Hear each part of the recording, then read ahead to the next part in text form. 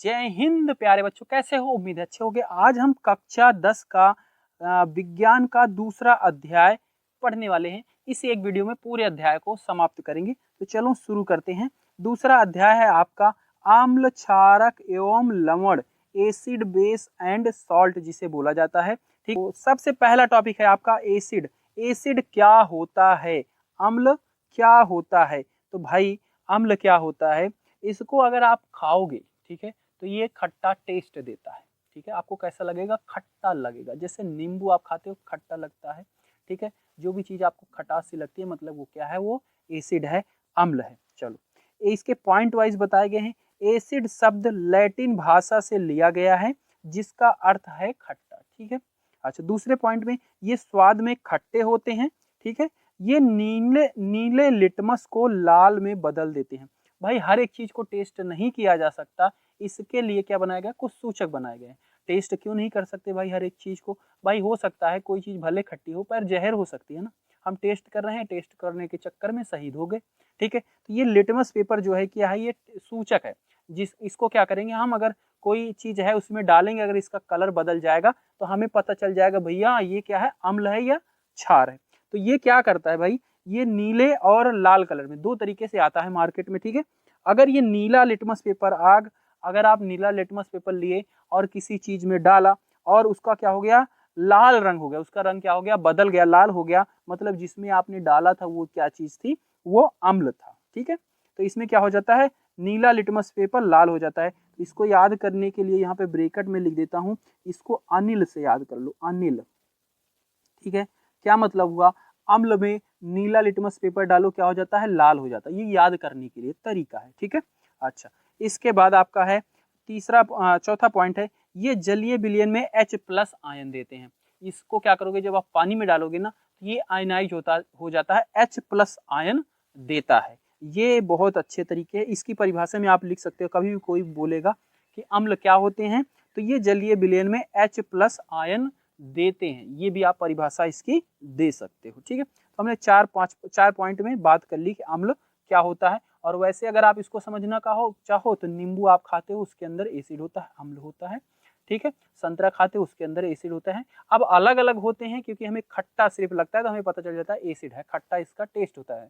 पर उन जो होते हैं सब में अलग अलग होते हैं, उन सबको भी अभी हम समझेंगे कि किसमें कौन सा एसिड पाया जाता है। और ये एग्जाम में भी पूछा जाता है, MCQ में। ठीक है, बहुविकल्पीय में पूछा जाता है। अच्छा, कुछ आपके प्रबल और दुर्बल एसिड है। प्रबल का मतलब है बहुत स्ट्रांग है। ठीक है, अगर उनको आप अपने हाथ पे डाल दिए, एसिड का क्या मतलब है भाई? तेजाब। ठीक है, तेजाब, वो बहुत स्ट्रांग होते हैं, जिन्हें अपने अगर हाथ पे डाल दे तो हाथ गल जाएगा। और दुर्बल क्या होते हैं? जो कि क्या होते हैं, वो इतना तेज नहीं होते, उनको आप हाथ पे भी ले सकते हो। ठीक है, वो आपके इतने तेज नहीं होते। जैसे नींबू में जो एसिड है वो आपका हाथ तो नहीं जला देते ना, तो वो क्या है? दुर्बल है। ठीक है, तो प्रबल में आपका होता है HCl, H2SO4, HNO3। Cl का नाम है हाइड्रोक्लोरिक अम्ल, इसका नोट करते चलना। HCl का क्या नाम है? हाइड्रोक्लोरिक अम्ल। HCl क्या है? हाइड्रोक्लोरिक अम्ल, इसका नाम नोट करते चलना भाई। H2SO4 को बोलते हैं सल्फ्यूरिक अम्ल। H2SO4 को क्या बोलते हैं? सल्फ्यूरिक अम्ल। और HNO3 को बोलते हैं नाइट्रिक अम्ल, नाइट्रिक अम्ल। इनके नोट आप नाम साथ में लिखते चलना जो भी आप कॉपी बना रहे हो। ठीक है, अच्छा, इसके बाद आपके हैं दुर्बल। दुर्बल में CH3COOH है, जिसे वो और क्या है? दुर्बल में CH3COOH है और लैक्टिक अम्ल है, ऑक्सैलिक अम्ल है। ठीक है, तो CH3 को बोलते हैं एसिटिक एसिड। ये क्या है? एसिटिक एसिड है। लैक्टिक अम्ल, ऑक्सैलिक अम्ल, ये होते हैं। ठीक है, दुर्बल में। इनको याद कर लेना। अभी जब इनकी अभिक्रियाएं लिखेंगे तो वहां पे ये सब यूज होंगे, इनके नाम। ठीक है, तो आपको पता रहेगा कि भाई ये कहाँ से आया, ये नाम हमने कहाँ से लिया, कौन सा है, प्रबल है या दुर्बल है। अच्छा, दो शब्द और यूज होते हैं, सांद्र अम्ल, तनु अम्ल। सांद्र का मतलब है जिनमें अम्ल अधिक मात्रा में होता है। ठीक है, मतलब उसमें क्या होगा? अम्ल की मात्रा अधिक होगी, किसकी तुलना में? जल की तुलना में। ठीक है, वो क्या होगा? सांद्र होगा। ठीक है, और तनु क्या होगा? जिसमें अम्ल अल्प मात्रा में होता है और जबकि जल अधिक मात्रा में होता है। ठीक है, तो इसमें क्या होगा? जल की मात्रा अधिक होगी। सांद्र में क्या होगा? अम्ल की मात्रा अधिक होगी, जल की मात्रा अल्प होगी। और तनु में जल की मात्रा अधिक होगी और अम्ल की मात्रा कम होगी, मतलब कम होगी। ठीक है, सांद्र अम्ल और तनु अम्ल समझ गए। उसके बाद ये वाली टेबल जो है आपकी बहुत इंपॉर्टेंट है, इससे क्वेश्चन पूछे जाते हैं। इससे एमसीक्यू में क्वेश्चन पूछ लेगा सिरके में कौन सा अम्ल होता है। ठीक है, सिरके में कौन सा अम्ल होता है, तो इसमें होता है एसिटिक अम्ल, एसिटिक अम्ल। अच्छा, इसका वो भी लिख लो भाई, क्या एसिटिक अम्ल का फॉर्मूला क्या है, तो इसको बोलते हैं CH3COOH। ठीक है, CH3COOH एसिटिक अम्ल। अच्छा, संतरे में होता है सिट्रिक अम्ल, संतरे में क्या होता है, सिट्रिक अम्ल। इसके बाद इमली है, इमली में होता है आपका टार्ट्रिक अम्ल, इमली के अंदर क्या होता है, टार्ट्रिक, जिसका फॉर्मूला है C4, इसका फॉर्मूला है C4H6O6। ठीक है, इमली में होता है टार्ट्रिक। उसके बाद टमाटर में है, टमाटर में होता है ऑक्सैलिक अम्ल, टमाटर में क्या होता है, ऑक्सैलिक अम्ल। दूध दही के अंदर होता है लैक्टिक अम्ल, दूध दही के अंदर कौन सा होता है, लैक्टिक अम्ल, जिसका फॉर्मूला है C3H6O3। इसको भी नोट कर लेना, बाकी का आप बुक में देखना मिल जाएगा, फॉर्मूले सबके सूत्र लिखना हो तो लिख लेना, वैसे याद रहने चाहिए, सूत्र की तो नहीं जरूरत पड़ेगी पर ये पूछे जाते हैं। अच्छा, नींबू में कौन सा होता है, नींबू में होता है सिट्रिक, सिट्रिक C6H8O7। अच्छा, चींटी का डंक, नेटल का डंक, तो डंक वाली बात किसी के हो, जैसे आपकी लाल चींटी हो, ठीक है, जुआ जो होती है, शहद की मक्खी जो होती है, बिच्छू जो होती है, और बर्रो जो होती है, बर्रो सुना है नाम ना, अगर ये सब काट लेती है तो क्या होता है, सूजन हो जाता है, जलन हो जाती है। ठीक है, वहाँ पे सूज जाता है और जलन होती है, दर्द होता है। ठीक है, तो इन सब के अंदर मेथेनोइक अम्ल पाया जाता है। कौन सा, मेथेनोइक, मेथेनोइक, ये मेथेनोइक देख लो, चींटी के डंक में भी मेथेनोइक, नेटल के डंक में भी मेथेनोइक, अगर जुआ बोलेगा तो उसके अंदर भी मेथेनोइक, मधुमक्खी बोलेगा उसके अंदर भी मेथेनोइक, बिच्छू बोलेगा उसके अंदर भी मेथेनोइक। ठीक है, और बर्रो, बर्रो नाम सुना है ना, बर्रो भी अगर काटती है तो उसमें भी मेथेनोइक अम्ल होता है। ठीक है, इसी को फार्मिक अम्ल भी बोला जाता है। तो ठीक है, कोई टेंशन की बात नहीं है, इसको अच्छे से समझ लिया आपने। ठीक है, ये नोट्स आप डिस्क्रिप्शन में पीडीएफ में लिंक दी गई, वहां से आप डाउनलोड कर सकते हैं, कोई टेंशन की बात नहीं, बस आप बातों को समझे। इसके बाद आपका अगला टॉपिक है क्षारक, जिसको बोलते हैं बेस अंग्रेजी में। ठीक है, ये क्या भाई होता है, तो कुछ चीजें हम खाते हैं तो वो क्या लगती हैं, कड़वी लगती हैं। ठीक है, तो ऐसे ही कोई भी चीज जिसका टेस्ट क्या है, कड़वा है, मतलब वो क्या है, क्षारक है। तो ये स्वाद में कड़वे होते हैं, ये लाल लिटमस को नीले में बदल देते हैं। ठीक है, इसका क्या नाम करते हैं, ये लाल लिटमस पेपर बताया दो तरीके का होता है, एक होता है लाल और नीला। तो अगर नीला वाला क्षार के अंदर गया तो उसका कलर बदल जाएगा, किस में, लाल में। तो इसको याद कर लेना, इसको लिख लो आप, इसको लिख लो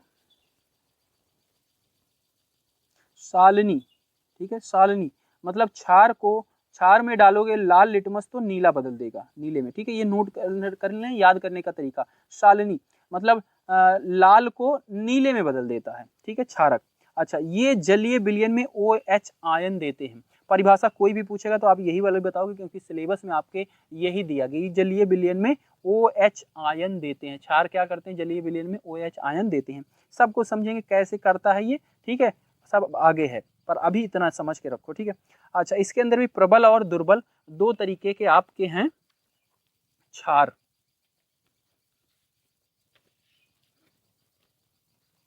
प्रबल में आपका है NaOH, जिसको बोलते हैं सोडियम हाइड्रोक्साइड, नाम नोट कर लेना, NaOH, NaOH क्या है, सोडियम हाइड्रोक्साइड।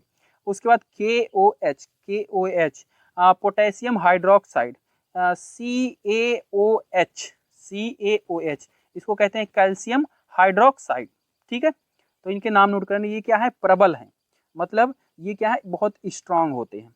अच्छा, दुर्बल है NH4OH। ठीक है, अमोनियम हाइड्रोक्साइड।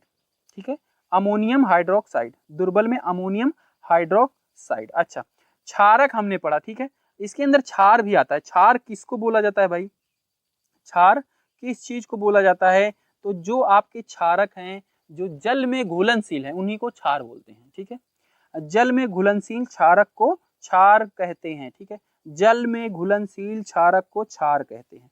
तो क्षार कहीं अलग से नहीं है। जो क्षारक है अगर वो पानी में घुल जाते हैं तो उनको बोलेंगे कि वो क्या है, क्षार है। वही क्षारक आपके क्षार बन जाते हैं। उसमें कौन कौन से है, उदाहरण के लिए NaOH, KOH, MgOH का होल ट्वाइस, ये 3 आप उदाहरण में लिख सकते हो। ये क्या है, जल में घुलनशील है, मतलब ये क्षार भी है और क्षारक तो है ही, क्षारक है तभी जल में घुले, और ये क्षार भी है। ठीक है। इसके बाद लवण। लवण यहाँ पे अभी पूरा नहीं पढ़ेंगे, पर लवण इतना समझ लो, अगर किसी अम्ल और क्षार को मिलाया जाए तो उसका जो खट्टापन है, कड़वापन, दोनों मिलने से क्या हो जाता है, दोनों कैंसिल हो जाता है। मतलब क्या हो जाता है, उदासीन हो जाता है, उसमें ना खट्टापन रह जाता है ना कड़वापन रह जाता है, तब वो क्या बन जाता है, लवण बन जाता है। ठीक है। लवण अम्ल व क्षार की परस्पर अभिक्रिया से प्राप्त होता है। एग्जाम्पल के लिए NaCl और KOH, NaCl KOH। ठीक है। सोडियम क्लोराइड, पोटेशियम क्लोराइड, तो ये आपके हो गए लवण। अच्छा, अब इसके बाद बात करते हैं सूचक की। भाई सूचक अभी पहले ही हमने जैसे बात किया कि सूचक क्या होता है, इन चीजों को टेस्ट करने के लिए, पता करने के लिए कि अम्ल है या क्षार है, उसके लिए कोई चीज लाते हैं, उसको डालते हैं, उसका क्या होता है, कलर बदल जाएगा या फिर कलर बदल जाएगा या फिर उसकी गंध बदल जाएगी। इस तरीके से आपके सूचक होते हैं। ठीक है। तो सूचक क्या होता है, सबसे पहली बात परिभाषा समझो। सूचक किसी दिए गए विलयन में अम्ल या क्षारक की उपस्थिति को दर्शाता है। ठीक है, कि उसमें अम्ल है या क्षारक है, उसकी उपस्थिति को दर्शाता है। इनका रंग या गंध अम्लीय या क्षारक माध्यम में बदल जाता है। अगर अम्ल में डालोगे, जैसे लिटमस पेपर है, तो उसका कलर बदलता है, पर कुछ चीजें ऐसी भी सूचक हैं जिन्हें आप डालोगे तो उनका गंध बदल जाती है, तो हमने उससे भी पता चलता है, उनके बारे में भी हम पढ़ेंगे। ठीक है। अच्छा, सूचक 3 प्रकार के हैं। ठीक है, सूचक आपके 3 प्रकार हैं। पहला है आपका प्राकृतिक सूचक, दूसरा है कृत्रिम सूचक, तीसरा है गंधीय सूचक। ठीक है, गंधीय सूचक आ गया। प्राकृतिक सूचक क्या है, वे सूचक जो प्रकृति में कुछ चीजें पाई जाती हैं, अगर उनके ऊपर अम्ल पड़ जाए तो उनका कलर बदल जाता है, अगर क्षार पड़ जाए तो उनका कलर बदल जाता है, तो हमें पता चल जाता है भाई ये अम्ल है या क्षार है। और कृत्रिम सूचक क्या है, या संश्लेषित सूचक, जिसे वैज्ञानिकों ने खुद बनाया, कृत्रिम रूप से बनाया, उसको बोलते हैं आर्टिफिशियल। ठीक है, कृत्रिम सूचक। और गंधीय सूचक क्या है, कुछ ऐसे भी सूचक हैं जिनकी गंध बदल जाती है, तो उनको गंधीय सूचक बोला गया है। चलो सबसे पहले पढ़ते हैं प्राकृतिक सूचक। प्राकृतिक सूचक क्या है, ये सूचक जो पौधों से प्राप्त होते हैं उन्हें प्राकृतिक सूचक कहते हैं। ये सूचक कौन से हैं, जो पौधे से प्राप्त होते हैं उन्हें प्राकृतिक सूचक कहते हैं। ठीक है। अब इनमें कौन कौन से हैं, उदाहरण के लिए यहाँ पे लिया गया, उदाहरण के लिए आपका अम्ल, क्षार, ये देखो डायग्राम ये वाला देखो, उदाहरण लिया गया है। एक लिखा है मैंने लिटमस पेपर, एक लिखा है हल्दी, तो 2 आपके सूचक होते हैं। ठीक है, लिटमस पेपर और हल्दी 2 आपके प्राकृतिक सूचक हैं। लिटमस पेपर भी प्रकृति से एक चीज मिलती है जिससे आपका लिटमस पेपर बना है। ठीक है, अभी उसके बारे में हम नहीं पढ़ते, आपके सिलेबस में उतना डीप नहीं है। तो वो क्या करता है भाई, वो क्या करता है उसको देखो। ये क्या होता है, पेपर की स्ट्रिप होती है एक। ठीक है, अगर आप उसको, वो 2 तरीके की होती है, एक लाल होती है और एक नीले रंग की होती है। तो अगर आपने अम्ल के अंदर डाला, ठीक है, अम्ल के अंदर डाला नीली वाली, तो वो क्या हो जाएगी, लाल में बदल जाएगी। ठीक है, और अगर क्षार के अंदर डाला लाल वाली, तो वो क्या हो जाएगी, नीली में बदल जाती है। ठीक है, 2 स्ट्रिप होती है। अगर अम्ल के अंदर नीली वाली डालोगे तो लाल में बदल जाएगी, और लाल वाली डालोगे तो लाल में ही रहेगी। ठीक है, और क्षार के अंदर अगर लाल वाली डालोगे तो नीली में बदल जाएगी, और नीली वाली डालोगे तो नीले में ही रहेगी। ये बात को समझना, इसीलिए यहाँ पे लाल लिखा गया है, क्षार में नीला लिखा गया। तो अम्ल में आपको कौन सी डालनी है, लाल वाली डालनी है। लाल वाली डालोगे तो नीले में बदल जाएगी। ठीक है, और क्षार में नीला बदल जाएगी। अच्छा, हल्दी। हल्दी आपका एक प्राकृतिक सूचक है, बिल्कुल हल्दी, हल्दी आपका प्राकृतिक सूचक है। कभी आपके जैसे कपड़ों में हल्दी वल्दी लग जाती है, जब हम साबुन से उसको धोते हैं तो वो क्या हो जाता है, लाल कलर में थोड़ा बदल जाता है ना, भूरा, हल्का लाल भूरा कलर टाइप में।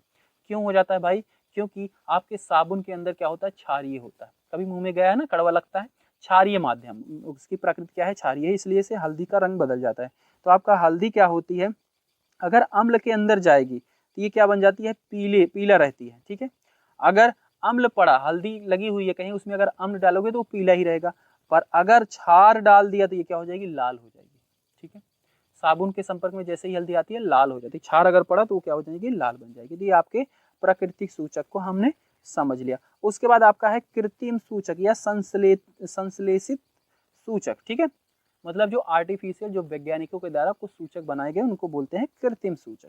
वे सूचक जो रसायन द्वारा बनाया जाता है उन्हें कृत्रिम सूचक कहते हैं, कृत्रिम सूचक कहते हैं। उदाहरण के लिए भाई, उदाहरण के लिए आपका फिनोफ्थिलीन है। फिनोफ्थिलीन एक कृत्रिम सूचक है।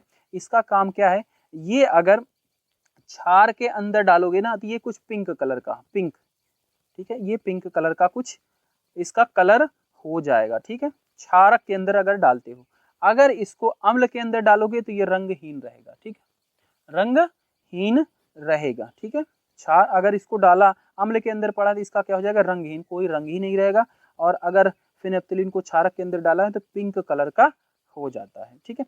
अच्छा, मेथिल ऑरेंज एक ये आपका आर्टिफिशियल ये भी सूचक है, मेथिल ऑरेंज। ये अगर क्षार के अंदर डाले तो ये क्या हो जाएगा आपका, तो इसको आपने क्षार के अंदर डाला तो ये क्या हो जाएगा, पीला कलर का होता है, पीला, ठीक है, ये पीला कलर है, तो ये क्या कौन से कलर में बदल जाएगा, पीले कलर में बदल जाएगा। और अगर मेथिल ऑरेंज को अम्ल के अंदर डाला तो वो लाल कलर का हो जाएगा, बिल्कुल लाल हो जाएगा, ठीक है, समझ लिया, लाल कलर का हो जाएगा। तो ये इसके इंडिकेटर हैं, ठीक है, ये आपके सूचक हैं। अच्छा, गंधीय सूचक है। गंधीय सूचक में क्या होता है भाई, गंधीय सूचक में इसकी गंध बदल जाती है। जिन सूचक की गंध अम्लीय क्षारीय माध्यम में बदल जाता है उन्हें ही गंधीय सूचक कहा जाता है। तो इसके भी उदाहरण देख लो भाई। उदाहरण में आपका प्याज का रस, आप पार्टी में जाते हो कभी, पार्टी में, ठीक है, शादी वादी में, तो जहाँ सलाद रखा रहता है वहाँ पे प्याज की खुशबू बहुत ज़्यादा आती है, ठीक है, प्याज की खुशबू कहो, बदबू कहो, जो भी कहो, जिसको जैसा लगता है। क्या होता है, प्याज की बहुत तेज से खुशबू आती है, तीखी खुशबू आती है। वो किस वजह से होती है, क्योंकि प्याज के अंदर रखा होता है, नींबू काट के रखा गया होता है और प्याज भी कटी होती है, तो प्याज का रस नींबू का रस मिल जाता है, ठीक है। अब प्याज क्या है, गंधीय सूचक है। ये जब आप अम्ल के साथ आती है तो इसकी बदबू क्या है या खुशबू बढ़ जाती है, तीक्ष्ण गंध हो जाती है, ठीक है। तो वही बताया गया है, प्याज है आपका एक, प्याज का रस जैसे ही अम्ल के संपर्क में आता है इसका तीक्ष्ण गंध हो जाता है, मतलब नींबू जो है आपका अम्लीय है तो उसका तीक्ष्ण गंध हो जाता है। और क्षार में जाएगा तो इसका कोई गंध नहीं रहेगा, ठीक है, क्षार में गंधहीन हो जाएगा, ठीक है। वेनिला, वेनिला होता है, वेनिला आइसक्रीम सुना होगा। ये क्या कह रहता है, अम्ल में तो ये समान रहता है, जैसा है वैसा ही रहता है, पर क्षार में डालोगे तो इसकी कोई गंध नहीं रहेगी, गंधहीन हो जाएगा। उसके बाद लौंग का तेल, लौंग का तेल, ये क्या होता है, अम्ल में डालोगे तो समान रहेगा, पर अगर क्षारक में डालोगे तो इसमें कोई गंध नहीं रहेगी। तो ये हमने पढ़ लिया तीनों सूचक के बारे में, ठीक है। अब आपका नया टॉपिक शुरू होता है, धातु की अम्ल व क्षारक के साथ अभिक्रिया। धातु समझते हो, धातु जो धन विद्युती होते हैं उनको धातु कहते हैं, मतलब अपने इलेक्ट्रॉन देने में ज्यादा अच्छे रहते हैं, ठीक है, उनको धातु बोला जाता है, धन विद्युती की रहते हैं, ठीक है, जो बिजली को अपने अंदर से प्रवाहित भी होने देते हैं, ताप को भी अपने अंदर से प्रवाहित होने देते हैं, ठीक है, उनको बोला जाता है धातु। और ये क्या होता है, चमकीले कलर में होते हैं, ठीक है, जैसे लोहा है आपका, उसको घिसो चमक आ जाती है उसमें, ठीक है, और उसके अंदर से विद्युत भी प्रवाहित होती है और ताप हीट भी उसके अंदर से ऊष्मा भी प्रवाहित होती है। लोहे को एक साइड से गर्म करो दूसरा साइड भी गर्म हो जाता है, मतलब उसके अंदर से ऊष्मा भी चल सकती है और बिजली तो चलती ही है, आपको पता ही है। तो अगर इनका अम्ल या क्षार के साथ अभिक्रिया कराई जाए तो क्या होगा, वो चीज हमें समझना है। धातु की अम्ल व क्षारक के साथ अभिक्रिया, ठीक है, तो इधर मैंने लिखा है अम्ल के साथ और इधर लिखा है हमने क्षारक के साथ, ठीक है, डायग्राम में बना के समझा दिया है। तो अगर अम्ल के साथ इसकी अभिक्रिया कराई जाती है किसकी, धातु की, तो क्या बनाता है, लवण बनाता है और साथ में हाइड्रोजन गैस को रिलीज करता है, ठीक है, हाइड्रोजन गैस निकलती है। अब देखो यहाँ पे जैसे 2HCl, HCl क्या था आपका, HCl क्या था भाई, प्रबल अम्ल था, उसका जिंक, जिंक क्या है आपका धातु है, उसके साथ अभिक्रिया कराई तो जिंक ZnCl2 बनाया और हाइड्रोजन गैस निकली। ये जो सिंबल बना हुआ है ऐसे, ये सिंबल क्या बता रहा है कि ऊपर मतलब गैस निकल रही है, ठीक है। अच्छा, H2SO4 ये क्या है आपका अम्ल है, जिंक के साथ अभिक्रिया कराया, ZnSO4 और हाइड्रोजन गैस रिलीज हुई, ठीक है। अब इसको डायग्राम में भी समझ लो, ये आपका देखो दिया गया है डायग्राम, जिसमें क्या है हाइड्रोजन के गैस के बुलबुले दिखाया गया है अंदर, और इसमें क्या है परख नली है, ये पूरी कांच की होती है, तन सल्फ्यूरिक अम्ल, सल्फ्यूरिक अम्ल डाला गया है तनु, ठीक है, और जिंक के टुकड़े डाले गए हैं, जिंक आपका ये रहा, सल्फ्यूरिक अम्ल ये रहा, ठीक है, तन सल्फ्यूरिक अम्ल और जिंक के टुकड़े डाले गए तो क्या हुआ, इसमें से बबल निकलने लगे, और ये बबल क्या है, हाइड्रोजन के बुलबुले हैं, मतलब हाइड्रोजन गैस है। इसको क्या किया गया है, एक उससे बंद कर दिया गया है, ठीक है, इसको बंद कर दिया गया है, एक मतलब अच्छे से लगा के गैस रिलीज ना हो पाए।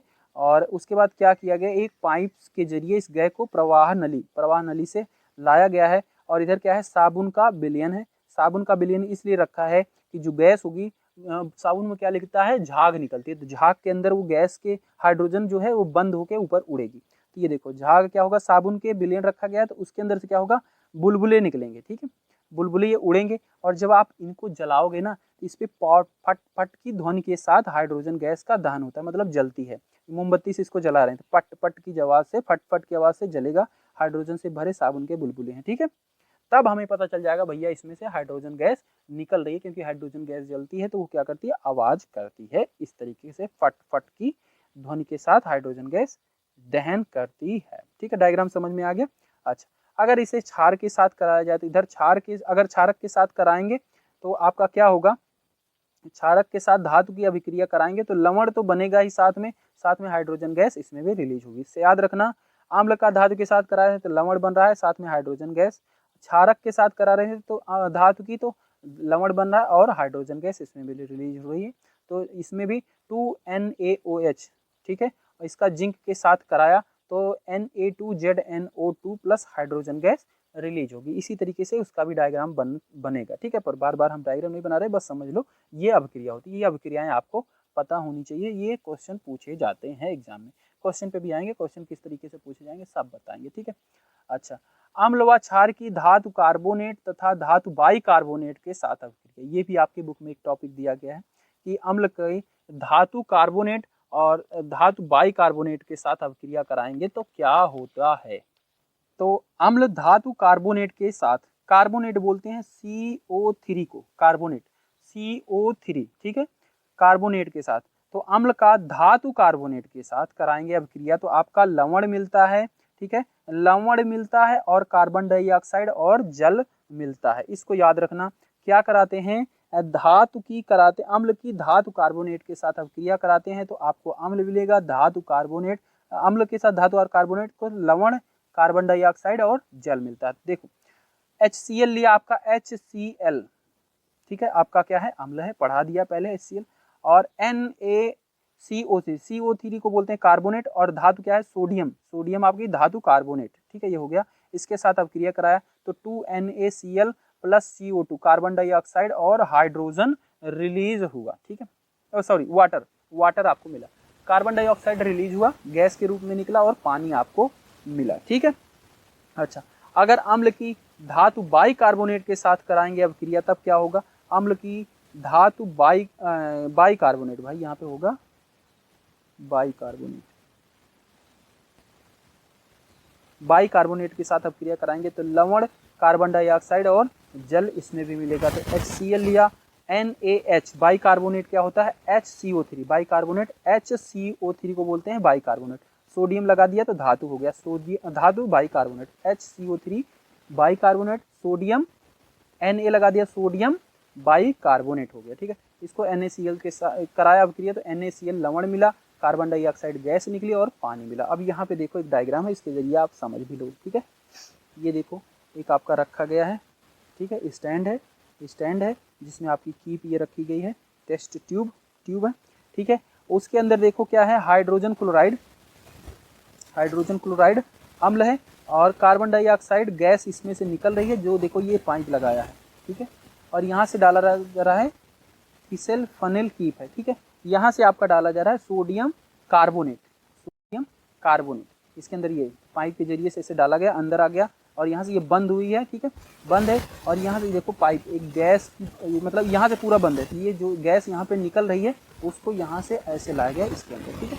तो सोडियम बाइकार्बोनेट अंदर आया, इसके साथ अभिक्रिया होने लगी, क्या कार्बन डाइऑक्साइड गैस यहाँ पे रिलीज होकर यहाँ पे आ गई, अनुकूलित हाइड्रोजन क्लोराइड इसके अंदर अम्ल था, यहाँ से आपका कार्बोनेट डाला गया, सोडियम कार्बोनेट, और अभिक्रिया हुई, यहाँ से आपकी CO2 गैस निकली और पानी आपका यहीं पे रह जाएगा। तो निकासी नली, परख नली, इसमें आपका कैल्शियम हाइड्रोक्साइड का विलयन, ठीक है, और क्या होगा, यहीं पे आपकी कार्बन डाइऑक्साइड निकलेगी गैस, ठीक है।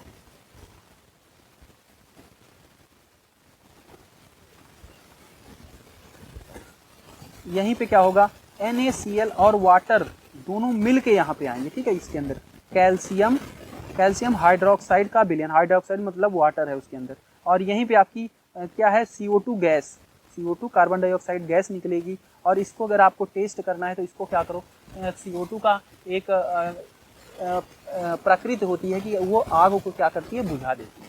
ठीक है, आग को बुझा देती है। अगर आप कहीं पे आग लगी है उसकी चारों तरफ CO2 डाल दो तो बुझ जाएगी। जो आपका अग्निशमन यंत्र होता है, देखा होगा हॉस्पिटल में जाते हो तो लगा रहता है, ठीक है, इसके ऊपर आग का सिंबल रहता है, क्रॉस रहता है, उसके अंदर कौन सी गैस होती है, CO2। CO2 का काम क्या है कि भाई वो अपने अंदर से ऑक्सीजन को पार ही नहीं होने देती।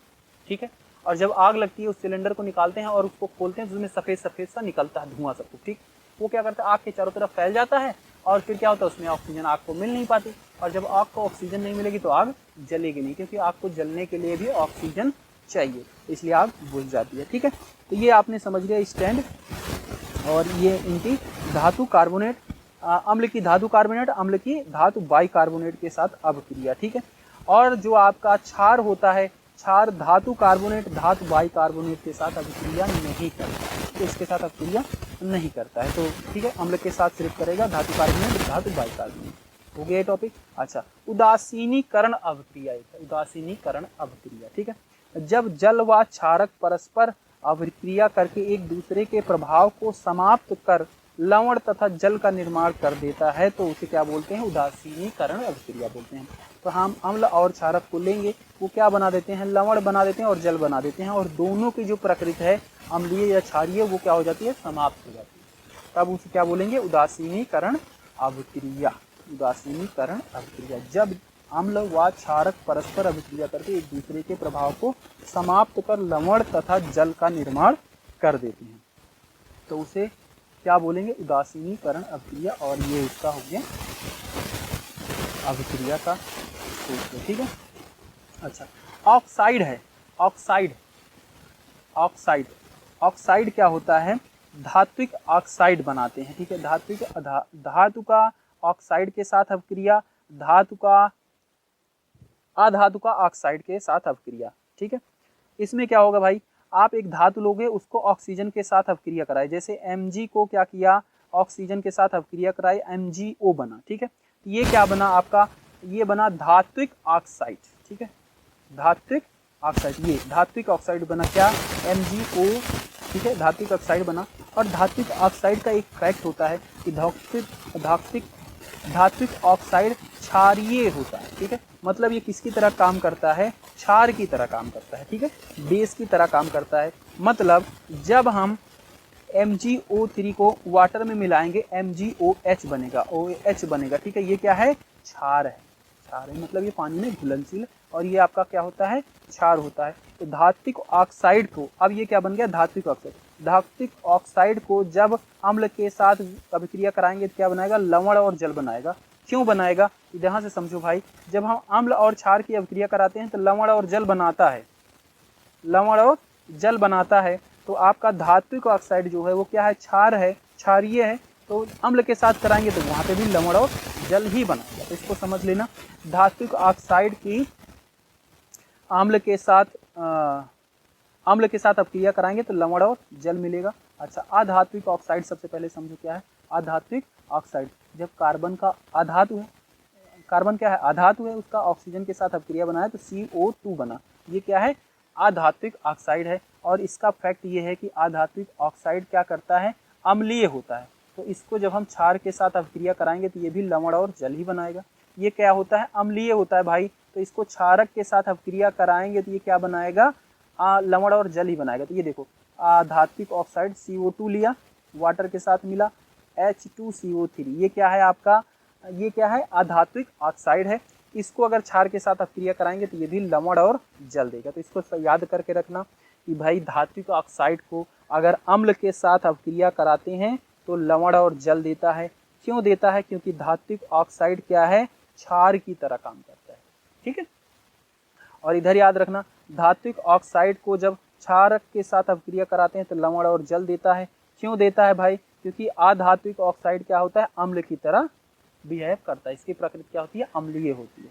बस यही बताना चाहते थे, इसलिए ये टॉपिक दिया गया था। ठीक है, अम्ल तथा क्षार का जल में क्या होता है। ठीक है, अगर अम्ल को जल के साथ मिलाया जाए तो क्या होता है, तो आपका HCl है, HCl में क्या किया, पानी डाल दिया गया, ये क्या होगा, H+Cl- में टूट जाता है, H+Cl- में टूट जाता है।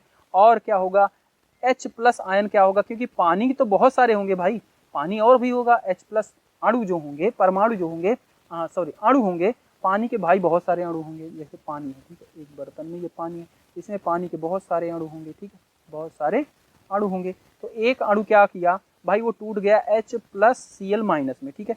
अब ये वाला अणु क्या हो गया, दो में टूट गया, एक टूट गया H प्लस, एक टूट गया Cl माइनस। अब ये H प्लस क्या करेगा, दूसरे वाले H2O के साथ अभिक्रिया कर लेगा, दूसरे वाले H2O के साथ अभिक्रिया करेगा और फिर क्या बना लेगा, H3O पॉजिटिव, H3O पॉजिटिव। और H3O प्लस को कहते हैं हाइड्रोनियम आयन, इसको याद कर लेना, हाइड्रोनियम आयन। और जो आपको बुक में अभिक्रिया मिलेगी, सीधा सिर्फ आपको ये मिलती है अभिक्रिया, लिखी हुई अभिक्रिया सिर्फ ये मिलती है, कौन सी, ये वाली, HCl प्लस वाटर बराबर क्या बना लेता है, H3O प्लस Cl माइनस। ये अभिक्रिया आपको डायरेक्ट मिलेगी, पर उसके अंदर क्या क्या होता है वो मैंने यहाँ पे समझाया कि HCl क्या होता है, पानी के साथ आती है, H प्लस Cl माइनस में टूट जाएगा। और जो H प्लस होंगे क्या करेंगे, दूसरे अणु, पानी के जो दूसरे अणु होंगे उसके साथ मिलके H3 प्लस आयन बना लेंगे, हाइड्रोनियम आयन जिसे बोला जाता है, और Cl माइनस साथ में रहेगा, इसलिए HCl प्लस वाटर डायरेक्ट ये लिखा जाता है, ठीक है, समझ गए। अच्छा, अगर क्षार को पानी में डालते हैं तो NaOH जल में डाला जाएगा तो H प्लस OH माइनस में टूट जाता है। इसी तरीके से KOH K plus OH minus में टूट जाता है, MgOH2 वोल्टाइज, तो Mg2 प्लस 2OH माइनस में टूट जाता है, ठीक है। तो अम्ल और क्षार का जल में डालेंगे तो क्या क्या अभिक्रियाएं होती हैं, ये आपकी अभिक्रियाएं हैं, यही आपके बुक में बताया गया, इससे ज़्यादा आपको भी पढ़ने की जरूरत नहीं है, ठीक है। अम्ल व क्षारक की प्रबलता, इनकी प्रबलता को कैसे नापा जाए कि कितना ज़्यादा प्रबल है, ठीक है, कौन, तो किसी क्षारक व अम्ल की प्रबलता उसके द्वारा उत्पन्न H प्लस आयन OH आयनों की सांद्रता पर निर्भर करता है, कि मतलब उसमें H प्लस आयन ज़्यादा होंगे तो भाई अम्लीय होगा, OH माइनस आयन ज़्यादा होंगे मतलब क्षारक होगा, ठीक है, तो उसकी मात्रा पे कितना ज़्यादा है, ठीक है। अम्ल व क्षारक की प्रबलता हम एक सार्वभौमिक या सार्वत्रिक सूचक द्वारा ज्ञात कर सकते हैं। अम्ल व क्षारक की मात्रा हम एक सार्वभौमिक सूचक द्वारा ज्ञात कर सकते हैं। अब ये सार्वभौमिक सूचक है क्या भाई, तो एक आपकी बुक में ये बना होगा, ठीक है, ये दी गई होगी एक टेबल, ठीक है, जिसको पीएच टेबल कहते हैं, ठीक है, पीएच होती है, ठीक है। इस पे क्या होती है, इधर से लेके यहाँ तक 14 तक वैल्यूएं जाती हैं, ठीक है, और साथ में 7 यहाँ पे क्या है, बीच में है, ठीक है। ये बता रहा है, ग्राफ देखना, इधर जो ये कलर में दिखा रहा है, ब्लू कलर में, ये देखो ब्लू कलर में जो है आपका, ये क्या बता रहा है भाई, कि इसमें H प्लस आयन की सांद्रता को दिखा रहा है, H प्लस आयन की, देख रहे हो क्या है, 7 के पहले इधर तो आधे से ज़्यादा यही है, पर इधर जाते ही जाते क्या हो रही है, कम होती चली जा रही है। और इधर देखो जो ब्लैक एंड व्हाइट है, ये आपको क्या बता रहा है, ये बता रहा है कि भाई OH आयन की सांद्रता, OH आयन की सांद्रता क्या है, इधर तो बहुत ज़्यादा है, फिर यहाँ आते आते इधर इधर क्या हो जा रही है, कम हो जा रही है। तो अगर हम 0 से 7 तक जा रहे हैं तो H प्लस और OH माइनस में किसकी सांद्रता ज़्यादा है, H प्लस आयन की ज़्यादा है, ठीक है। तो उदासीन बताया गया है इस पे 7 पे, यहाँ पे क्या है, H प्लस और OH माइनस दोनों क्या हैं, बराबर रहते हैं, इसलिए उदासीन बताया गया है। और ये pH क्या होता है, ये होता है आपके जल का, मतलब जो आपका जल होता है, प्योर जल, ठीक है, आसुत जल जिसे कहते हैं, ठीक है, वो सांद्रता होती है 7, ठीक है, ना उसमें खारापन होगा ना कड़वापन होगा, बिल्कुल उदासीन होगा, वो होगा 7 pH। और जैसे ही हम pH उसकी अगर बढ़ना शुरू हो गई, सॉरी घटना शुरू हो गई, मतलब 7 से 6 हो गई, 5 हो गई, 4 हो गई, मतलब उसकी अम्लीय प्रकृति बढ़ना शुरू हो गई, ठीक है। pH को मापने के लिए मशीनें होती हैं जिसके द्वारा pH मापा जाता है, तो उसमें कंफ्यूजन ना करें, pH मापने के लिए मशीन होगी। अगर उसका pH आया 7 मतलब वो क्या है, उदासीन है, ना अम्लीय है ना क्षारीय है। अगर उसका pH आया 5 यानी कि वो क्या है, अम्लीय है, और उससे कम आया और स्ट्रॉन्ग अम्लीय है, ठीक है, तो इधर क्या होगी, बढ़ती जाएगी। अगर pH आया 0 मतलब बहुत खतरनाक अम्लीय है, ठीक है, 2 आया 3 आया, इधर H प्लस आयन की ज़्यादा होती है मात्रा। अगर इधर क्या हो रही है, क्षारक की प्रकृति बढ़ रही है। अगर 7 से बड़ा आया यानी कि 8 आया मतलब वो क्षार है, 9 आया, 10 आया, 11 आया, 14 हो गया, बहुत खतरनाक क्षारक, ठीक है, बहुत कड़वा है, ठीक है। तो यही बता रहा है यहाँ पे OH माइनस आयन की सांद्रता में कमी, ठीक है, आयन की सांद्रता H प्लस आयन में वृद्धि।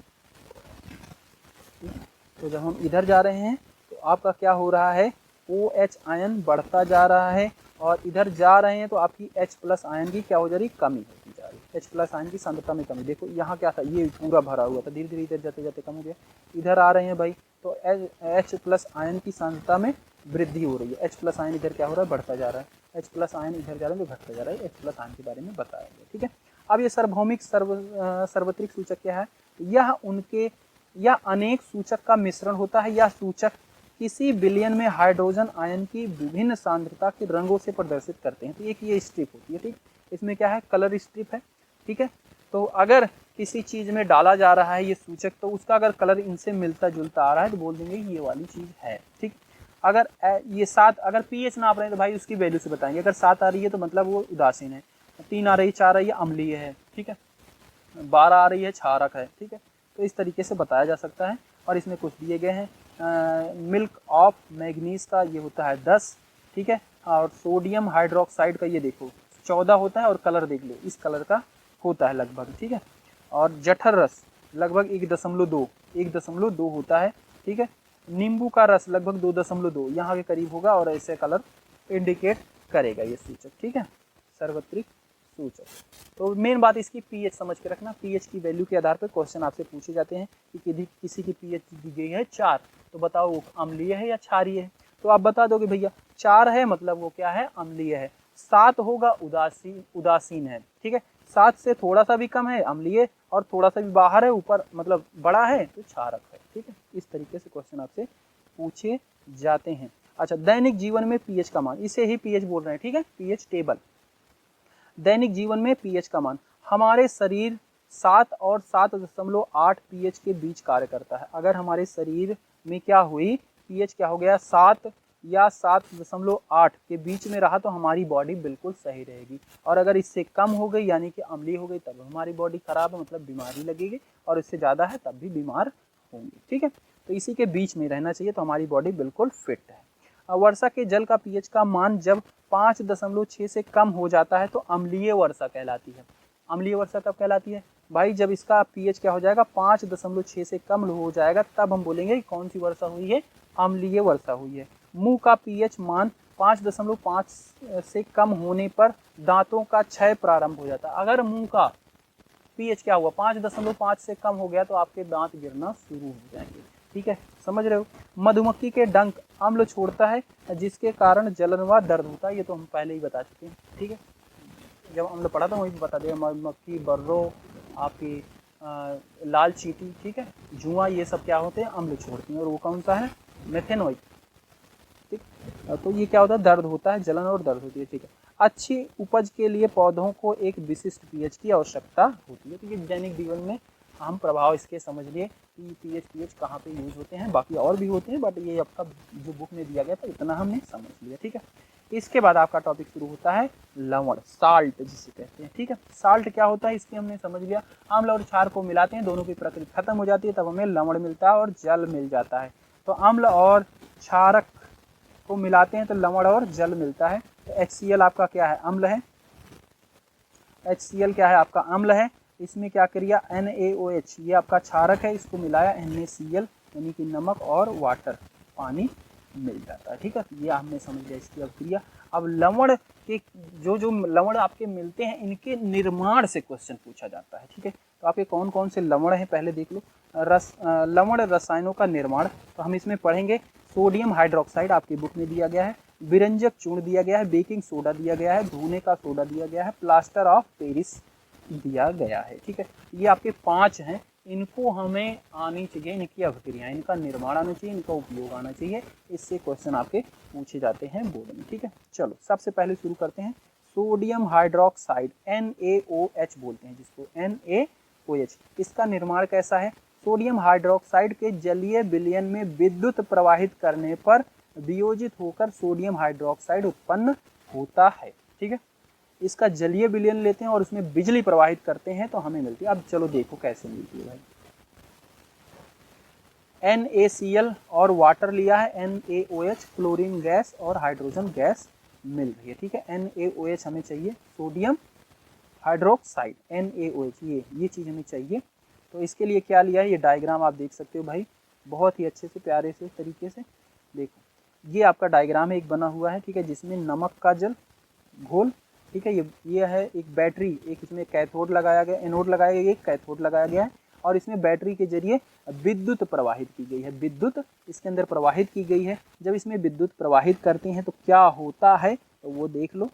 ठीक है, जो आपका NaOH है, ठीक है, NaCl जो नमक है और पानी का विलयन है इसके अंदर, ठीक है। N नमक है NaCl, तो Na प्लस Cl माइनस और Na प्लस क्या हो जाता है, इधर जाने लगता है, OH जो आपका वाटर का अणु होगा, ठीक है, और NaCl नमक का अणु होगा, वो दोनों टूट जाते हैं। कैसे?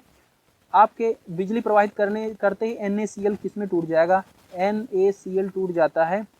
इसको पहले थोड़ा सा ऊपर कर लेते हैं, नीचे आ गया, ठीक है। तो इसमें जैसे ही हम बिजली प्रवाहित करते हैं तो आपका NaCl जो नमक है वो Na प्लस और Cl माइनस में टूट जाता है, और वाटर जो है वो H प्लस और OH माइनस में टूट जाता है। ठीक है, अब क्या होगा भाई, जिसके पास प्लस सिंबल है मतलब उसके पास इलेक्ट्रॉन की कमी है, और इलेक्ट्रॉन कहाँ पे मिलता है, निगेटिव वाले बैटरी के निगेटिव टर्मिनल की तरफ से इलेक्ट्रॉन निकलते हैं। तो ये सारे क्या आएंगे, कैथोड के पास आएंगे, और OH माइनस मतलब जिसके पास इलेक्ट्रॉन बहुत ज़्यादा है तो वो क्या आएंगे, एनोड के पास आएंगे, क्योंकि इसके पास प्लस वाले चार्ज हैं।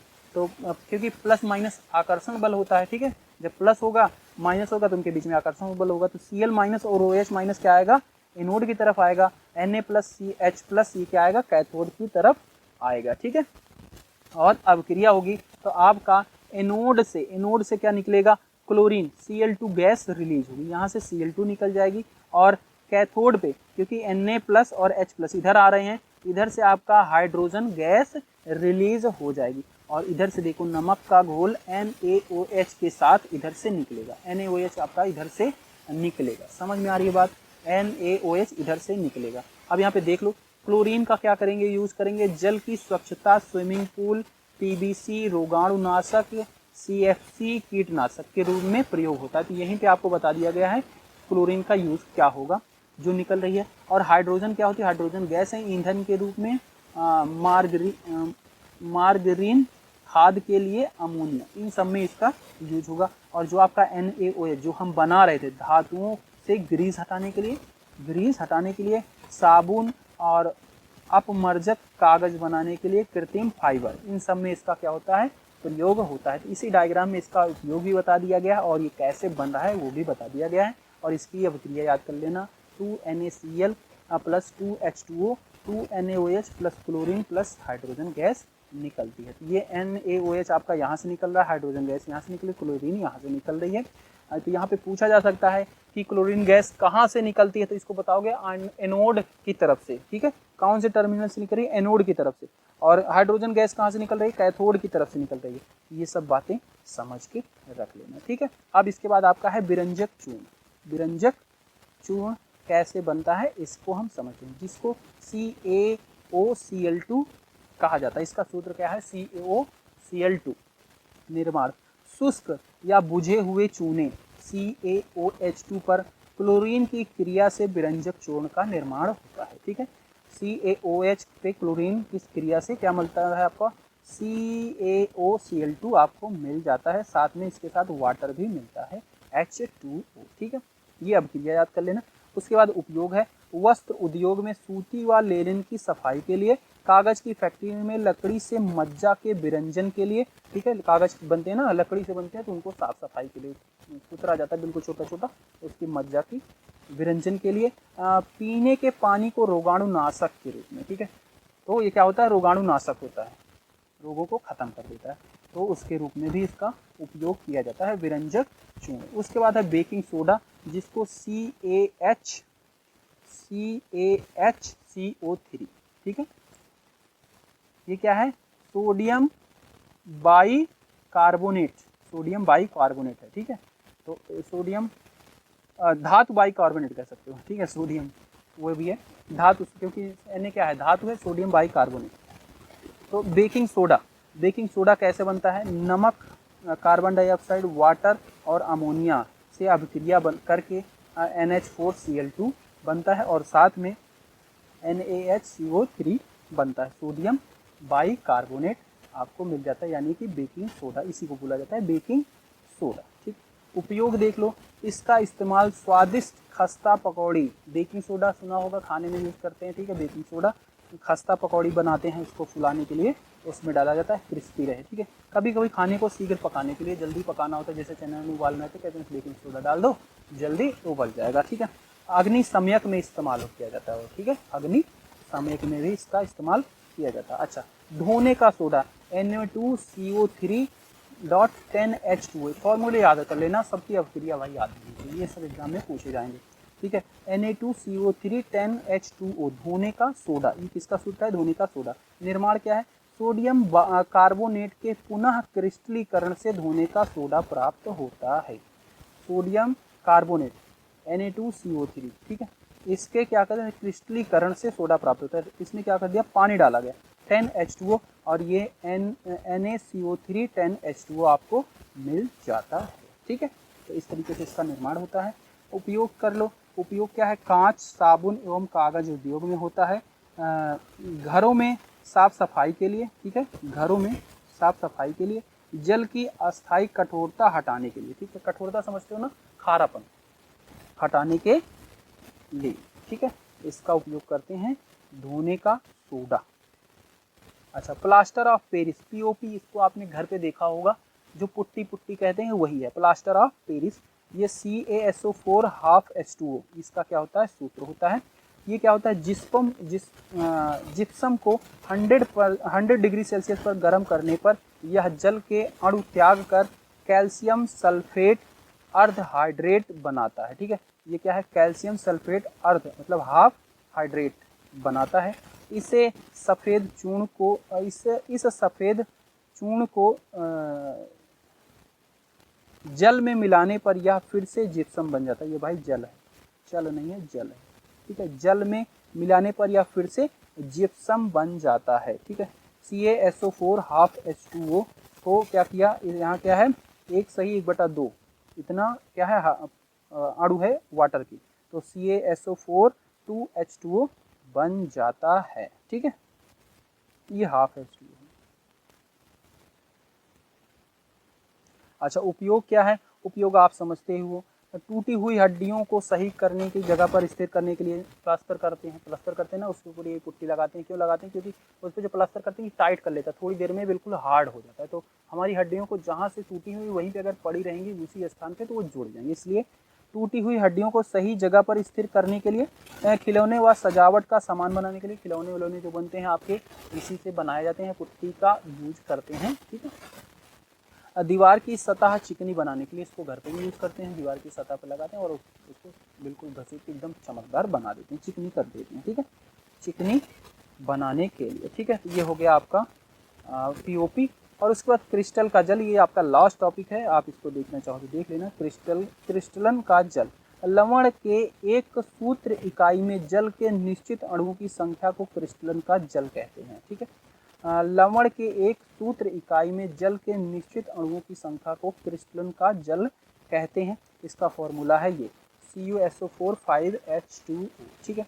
और आपकी ये वाला चैप्टर यहीं पे समाप्त होता है। हमने एक वीडियो के अंदर पूरे चैप्टर को आपको समझाने की कोशिश की है। इसका PDF आपको डिस्क्रिप्शन में मिल जाएगा, फ्री में है, जाओ डाउनलोड कर लो। और अगर इसके क्वेश्चन आंसर चाहिए इंपॉर्टेंट तो 10 कमेंट अगर आ जाते हैं, 10 कमेंट आ जाएंगे तो मैं इसके वीडियो बना दूंगा क्वेश्चन आंसर के, जो आपके प्रीवियस ईयर हैं, जो आए हुए हैं इंपॉर्टेंट क्वेश्चन, ठीक है। सारे क्वेश्चन तो नहीं करा पाऊंगा क्योंकि अब टाइम कम है, पर जो इंपॉर्टेंट क्वेश्चन है उनकी मैं वीडियो बना दूंगा, उसको आपको लिखित रूप से में आपको मिल जाएंगे। Bye bye. कोई दिक्कत हुई तो आप बता देना कमेंट में, ठीक है। और एथलीट क्लास 10 को आप सब्सक्राइब कर लो, इसी चैनल पे आपको बाकी भी वीडियो मिलने वाली है।